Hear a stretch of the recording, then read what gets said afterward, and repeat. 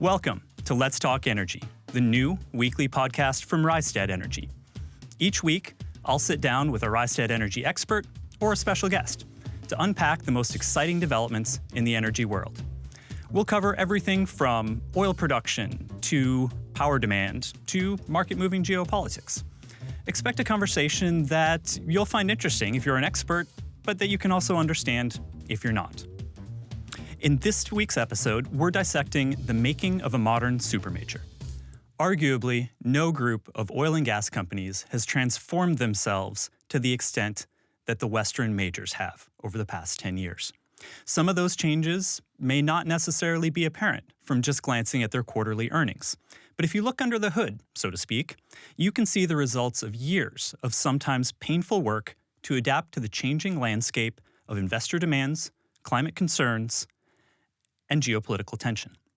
Now, those market, climate, and geopolitical pressures are only intensifying. So what comes next for the largest Western energy companies? I have Olga Savenkova, head of Rystad Energy's Oil and Gas Corporate Strategy Research, joining me today in Oslo to find out how the strategies of these companies have changed and whether they can continue to deliver on them. Olga, welcome. Thank you for having me, Noah. It's a pleasure to be here. Well, let's talk energy.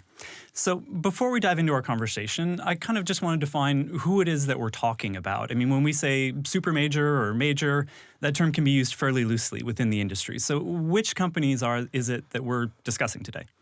So typically we talk about 6+1 companies. So we talk about 2 U.S. majors, which is ExxonMobil, Chevron, 3 European majors, which is Eni, Total Energies, and Shell, and also BP, of course. And then we also include Equinor, even though it's partly a state-owned company. But so many majors consider Equinor to be a peer group. So it's these 7 companies that we're talking about. Okay, and in your research, you've argued that we've seen some pretty immense strategic change among these companies over the past decade or so. And some of this is well known. These are areas like capital discipline and the shareholder returns that has allowed. But some of it is perhaps not so well appreciated. And so tell me, just briefly, where is it that you've seen the greatest changes that you're tracking? And what are some of the numbers, I guess, or what are some of the examples of kind of how that's resulted? So I think, first of all, I would like to highlight this idea of market fundamentals shift that happened over the last 5 years, right? So when we look at some global trends, we see that, for example, reinvestment ratio in upstream has changed a lot. For example, back in time, as from 2015 to 2019, reinvestment ratio, which is how much companies bring back to their upstream operations to support the growth from their entire cash flow from operations. Okay. So it used to be 70%, and in the last 5 years, it dropped down to only 40-45%. Wow. So it's a significant change.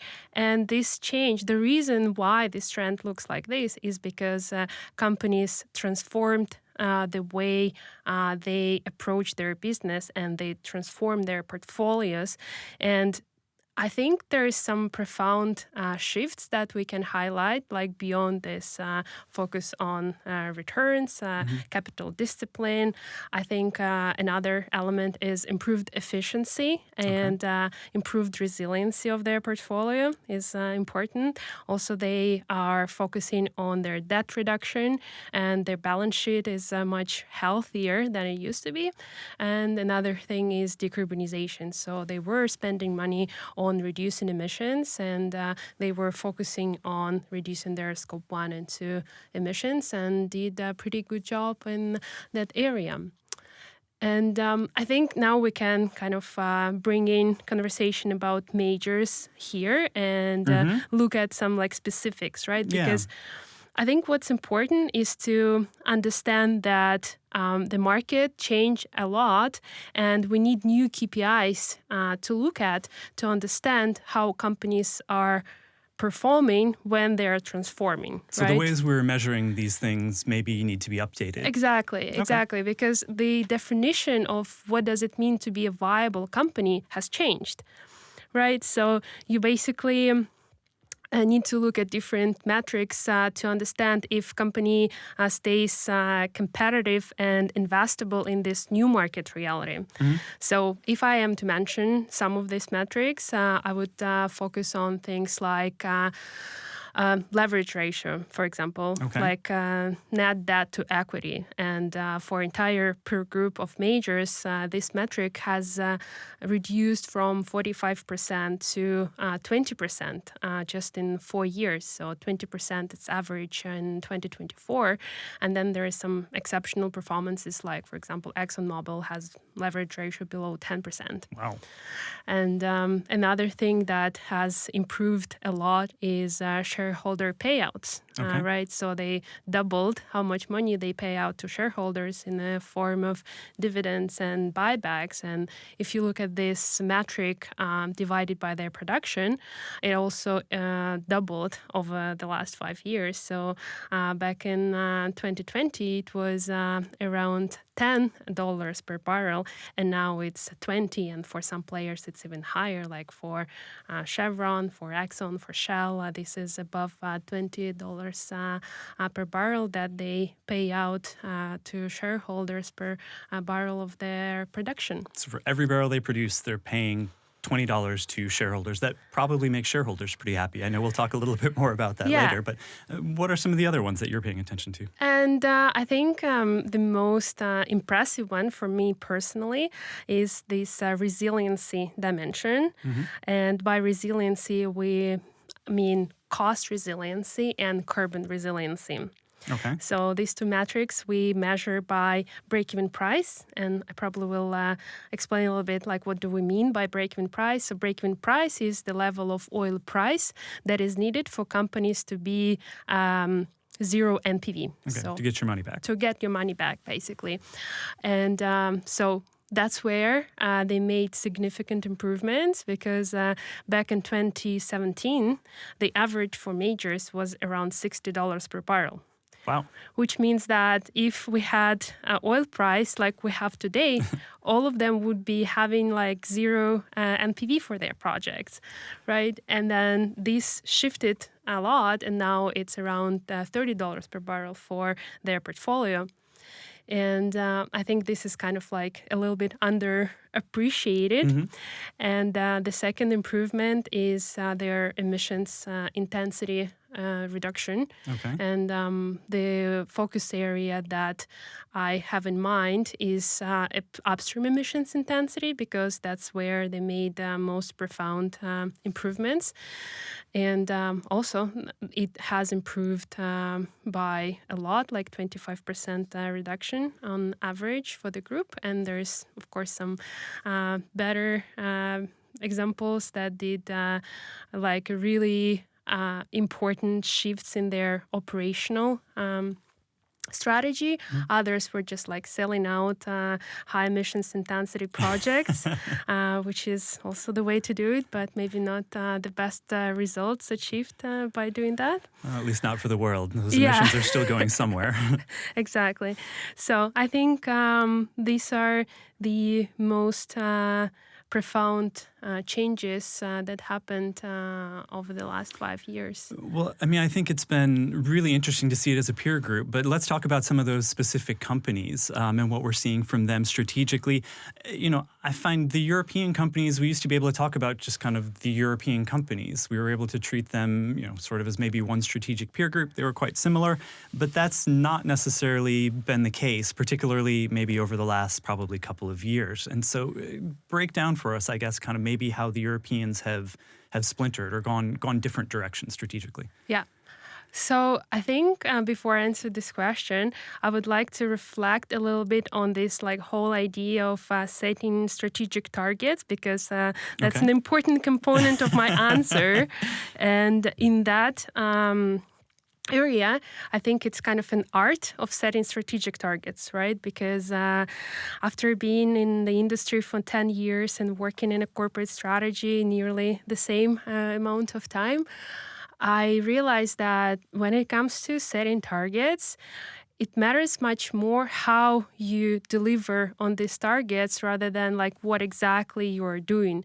And I think this is a little bit like underappreciated concept, because when we look at even some, real life examples, yeah, so if I wanted to lose 10 kilos by next summer, there's different ways to get there. Like I can chop off my leg, and that will give me this 10 kilos reduction in my weight. But maybe that's not the most sustainable way of doing it. Might have other impacts on your life. Yeah, so maybe instead I can just eat healthy, go to the gym, and control my protein intake and do all these healthy habits, and eventually I will lose 10 kilos of weight.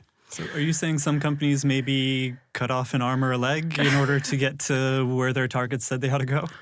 I think so. In some way, that's the analogy that I have in my head, at least. So that's where we can bring some examples of targets that may not necessarily were beneficial for their portfolio performance. And examples that come to mind are those of BP and Shell that set target to reduce their production back in 2020 and 2021. So for BP, it was 40% reduction by 2030. And for Shell, the target was 1 to 2% of annual decline in their oil and gas portfolio. They both removed these targets or adjusted these targets, but that was the target, and they started to deliver on the target. And then the market crisis happened, Russia's invasion of Ukraine happened, and they were hit really hard by these geopolitical events. So that weakened their portfolio even more, and they ended up achieving the target prematurely and maybe not in the way that they were originally planning. Yeah. Right? So that's the challenge that they had to overcome when it comes to the upstream portfolio.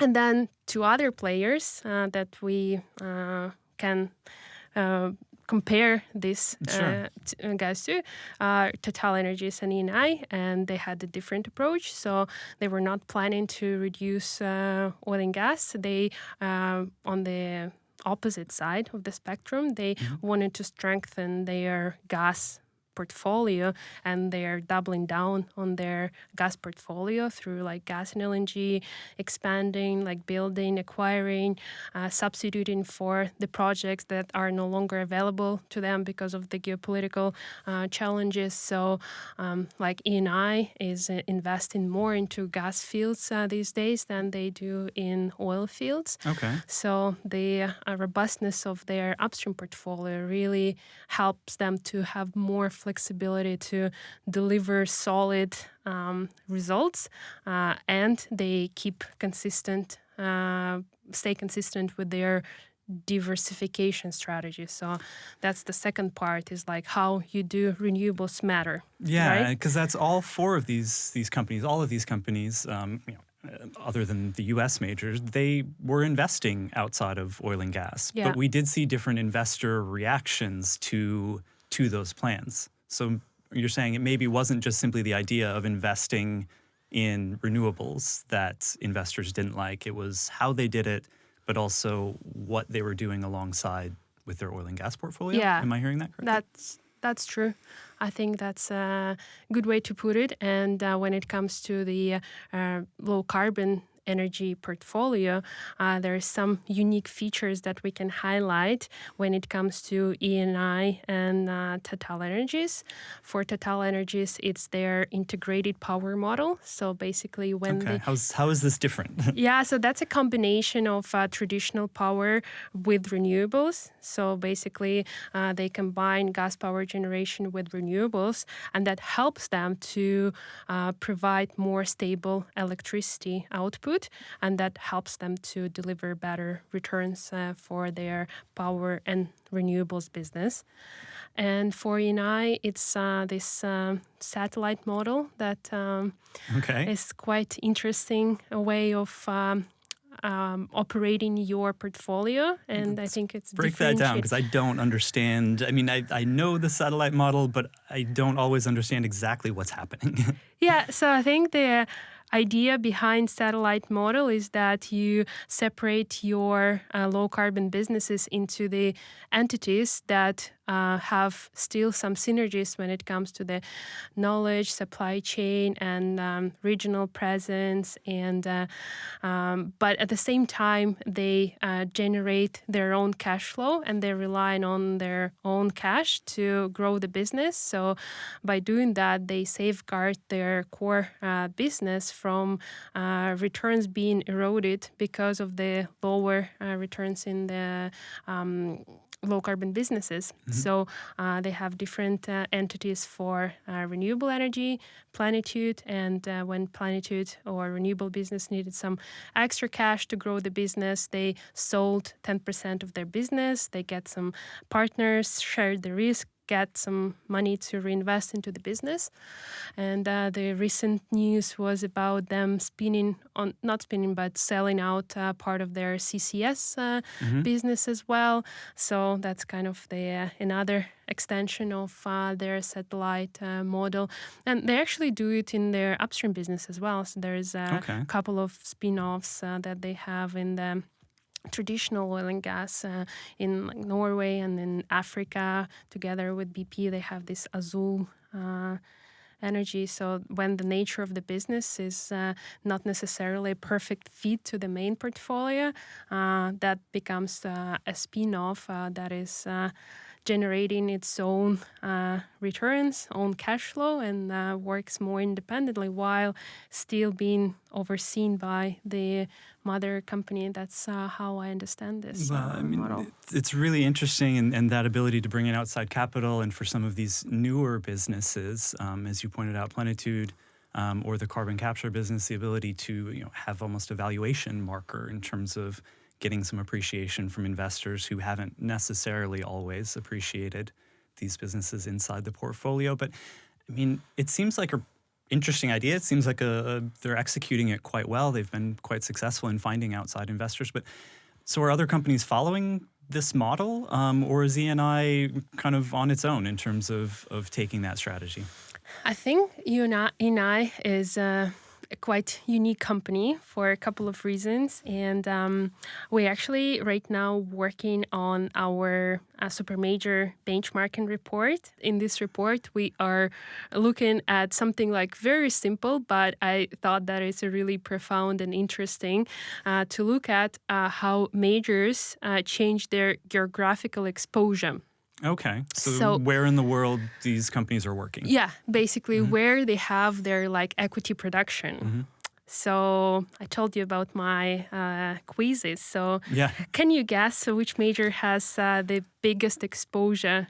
So the most number of countries that they're working in? I mean, I feel like back in the day it might have been maybe ExxonMobil. They obviously have size, but they've been pulling back into the Permian and Guyana and their LNG portfolio. If I had to guess, I would say ENI, but that's based on knowing their activity in North Africa and in Southeast Asia. Yeah, it's very close. ENI is the second one, and the first one is Total Energies. Okay. But I think ENI is super interesting because, from the size perspective, they are smaller. Way smaller than Total Energies, than Shell, than ExxonMobil. So that's where I think back to the satellite model is the fact that they have such a geographically diversified and business unit diversified portfolio is where satellite model is actually spot on exactly what they need. So despite of being in so many places around the world and in so many industries, they can still operate in a very efficient way. So that's kind of my I think that's a really great point, because as companies pulled back, I mean, what they were saying was, it's not efficient to run a country unit where I only have a small amount of production, or where I'm, it might be a more speculative transition type of business or something. And they're saying, no, we need to focus on the core. But E&I seems to have found a way maybe to do a little bit of both. Give a little bit more freedom to the satellites to operate in a way that works for this business or this region, and may not necessarily be like perfectly aligned with the main mother company, but still have some benefits and synergies with it. Well, so I don't want to neglect the U.S. majors, and so we've seen them in terms of diversification. It's certainly different diversification than what we've seen from the European majors. And then we are seeing, I guess, more synergy or more overlap in the portfolios of ExxonMobil and Chevron, particularly following the arbitration case, when now Chevron is joining Exxon in Guyana. And so, are the strategies of those two companies necessarily similar? Or, where do you see, are there differences as well that we should be thinking about? I think it's fair to say that they're quite similar. Okay. When it comes to diversification, the main theme is to only diversify or expand into adjacent areas that help the main business to thrive. Okay, so where they have experience and and they expertise. can leverage their expertise from their core business. So that's how I understand their diversification. Until just recently, there's some additions, quite exciting themes that they added into their portfolio, which is this direct lithium mining and also power sector. In order to provide electricity for data centers, but it's traditional power combined with CCS. Okay. So these were recent additions that are not necessarily clear adjacency. There is no clear adjacent areas to their main business, but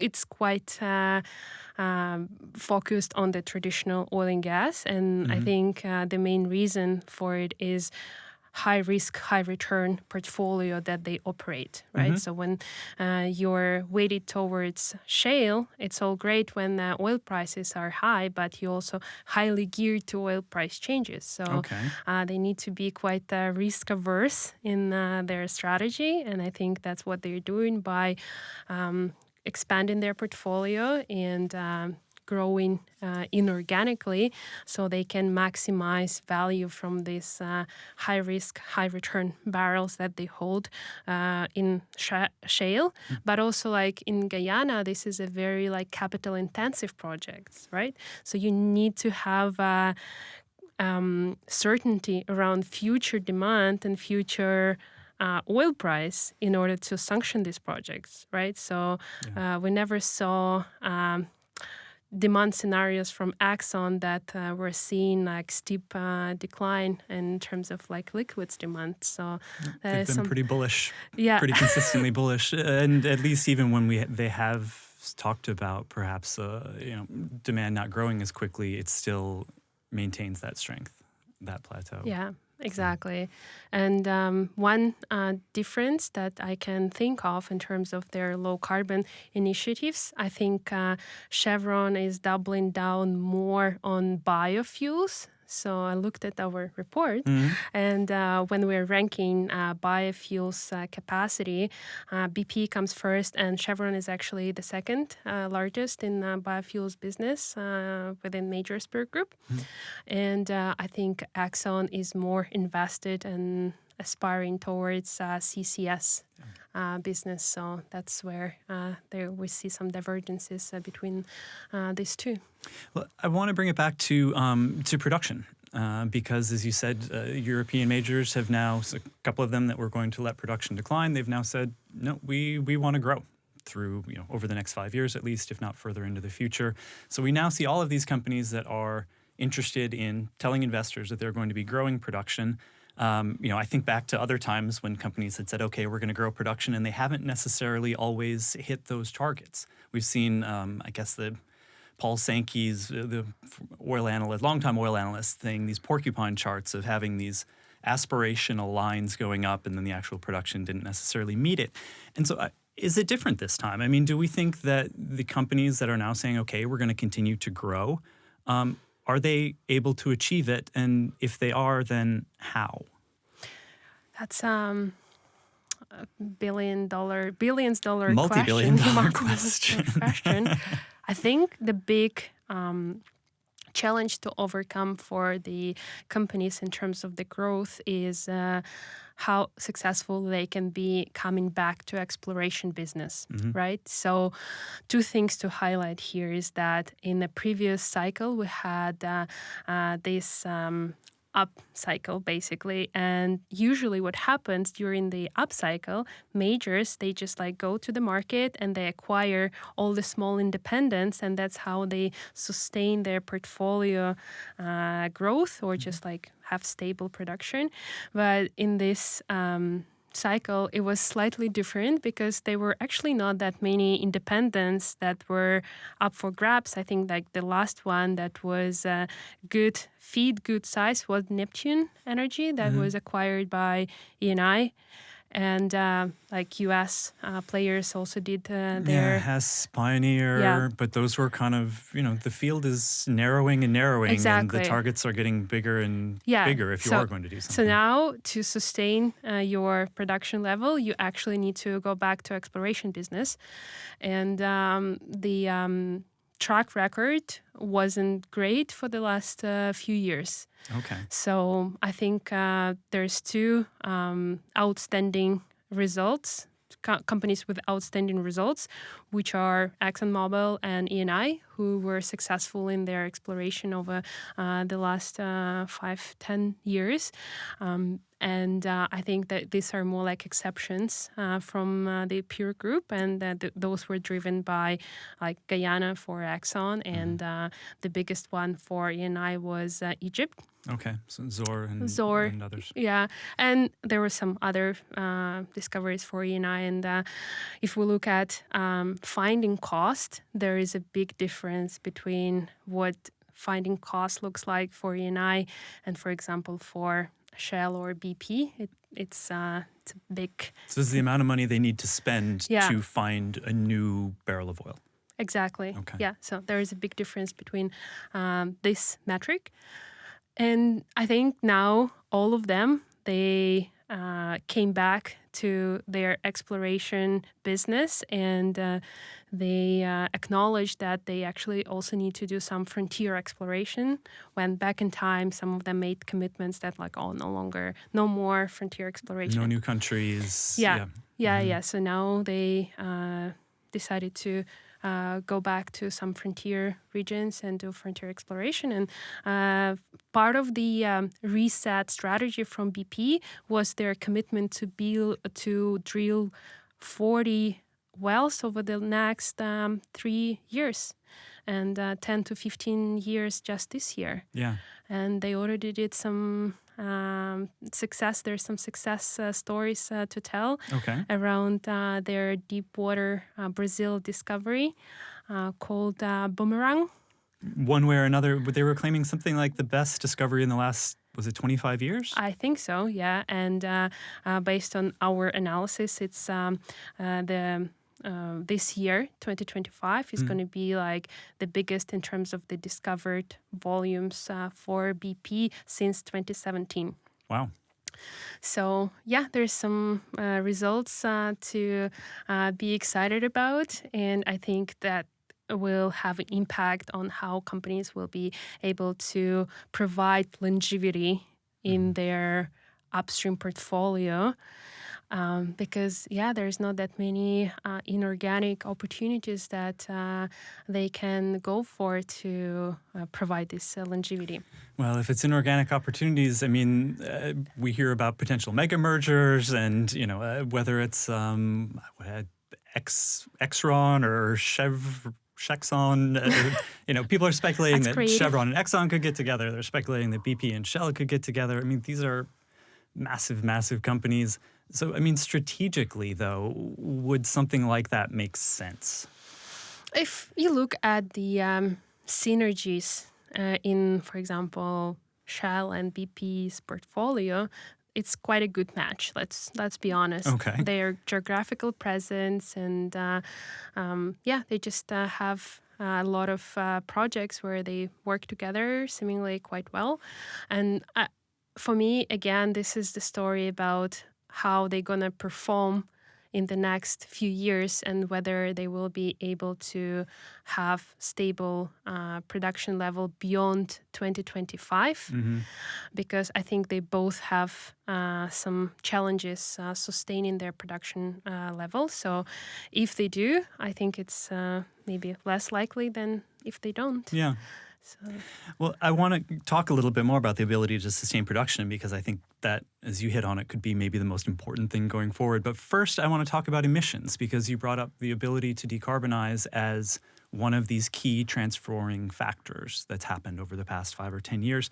And what I want to understand is, how material are emissions to investors right now? And we've seen, say, the types of shareholder initiatives that were asking for lower emissions have kind of quietly gone away. And the support that they used to garner, say in 2021, 2022, from large investors, big institutionals like a BlackRock, the other index funds, have kind of faded. And so, are investors willing to pay for further emissions reductions, or have the majors kind of hit a level where what they're doing is acceptable, and we may not see kind of further declines? Where do emissions fit into this? Yeah, I think there are two parts of this equation.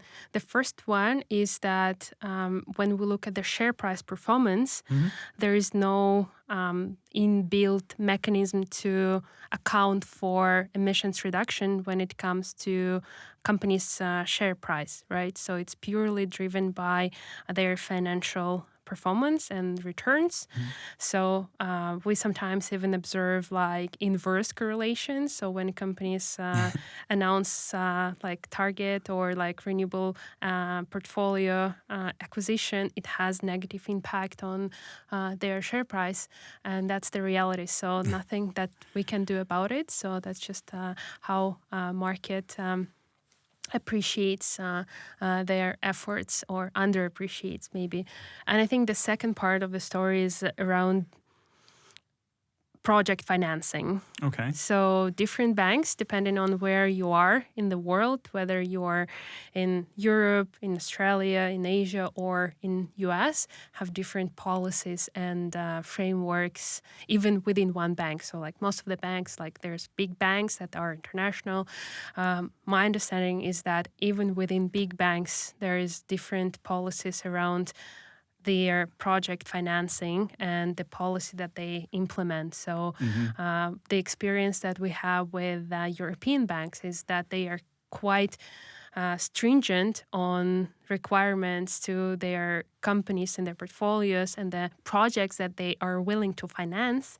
So those need to have a clear pathway for decarbonization, for diversification of their portfolio, and also the project that they wanted to get financed, they need to describe how this fits into their overall transition plan. Yeah, so a regional perspective on this, and they may not get a share price bump necessarily for decarbonizing, but it certainly is going to increase their ability to access capital to finance the projects that are then actually needed to bring on the additional production that they're promising to investors and to hit these goals. So I want to talk about that additional production. And so, as you said, you thought perhaps the most impactful change was this reduction of break-evens, reduction of costs within the portfolio. You and others at Rystad have argued that the amount of cheap oil, the amount of easy oil that companies are able to access is dwindling. And so, is there enough kind of cheap oil out there to meet these production goals, or will we have to see these break-even costs that they've worked so hard to get down, will those have to rise? I think it's very likely to happen based on what we observe in the market. And there are two components to this story. The first is what you mentioned. Basically, we're running out of cheap barrels. So, for example, we did this exercise where we analyzed how much more supply we need if the world moves forward in alignment with 2.2 degrees scenario instead of 2.0, right? The amount of oil that would be needed to meet Yeah, exactly. It's not that much. It's only like 10% of additional supply. But when we look at the investments, it's actually 45% of additional investments. So wait, a 10% supply bump needs a 45% investment bump. Exactly. Which means those are expensive barrels. Yeah, these are expensive barrels. And if you need to unleash these barrels, you need to become more loose on your requirements for what projects you are willing to sanction. And what we observe, even within majors, is that they started to kind of remove their break-even price as a decision-making criteria from their capital market presentations. And it's more about returns and more about cash flow from operations and something that shows that they have longevity and not necessarily that strict on the break-even. I don't think it's ever going to go back to the levels of 2019 or 2017, but some bouncing back trend is clearly going to happen. So that's first part of the story. And the second part of the story is inflation and just the increase of the cost in the supply chain also has contribution to this trend. And I think what's important to highlight is that oil and gas companies right now are challenged by two trends. Like the first trend is this push for deliver returns and be very profitable and stabilize their debt level. And at the same time, this new cycle, this new investment cycle that we are entering is also kind of a down cycle, and it's a down cycle for both oil and gas and for renewables. So they no longer have this privilege of operating at $80 per barrel of oil environment, right? Which will have an impact on their earnings and on their capacity to generate cash flow. So, and shareholder returns, can they be maintained, or will they have to choose between drilling a new well and buying back the shares that have been really popular? So I think that's what they need to decide and find the right balance. So we did this analysis at the beginning of the year when we realized that oil price environment is going to be way lower this year. And we basically found out the cash flow break-even point for majors. And what we took into consideration is their upstream investments for 2025. And we assumed that they're going to deliver same dividends and buybacks as they did last year. Because you can't back off, otherwise your share price is probably going to react. Yeah, and then what we found out is that in order to cover those three components with their cash flow from upstream operations, the price for oil needs to be at around 80. And since we're not there any longer, there's probably some compromises that companies need to embrace just because the reduction in their cash flow from upstream operations. So it sounds like some difficult decisions perhaps in the C-suite as we're looking ahead in the next maybe year or more. Exactly. Well, Olga, thank you so much for joining us. It's been a really fascinating conversation about these new evolving strategies of the majors and what their outlook potentially could look like in the future. Thank you. All right, let's recap. The Western majors have transformed their businesses in a number of ways, some of which are quite easy to see and some of which are more subtle. While their strategies remain diverse, though, all of these companies are now planning to increase oil and gas production at least through 2030, if not beyond, while at the same time maintaining the high investor returns that have made them so popular with the market.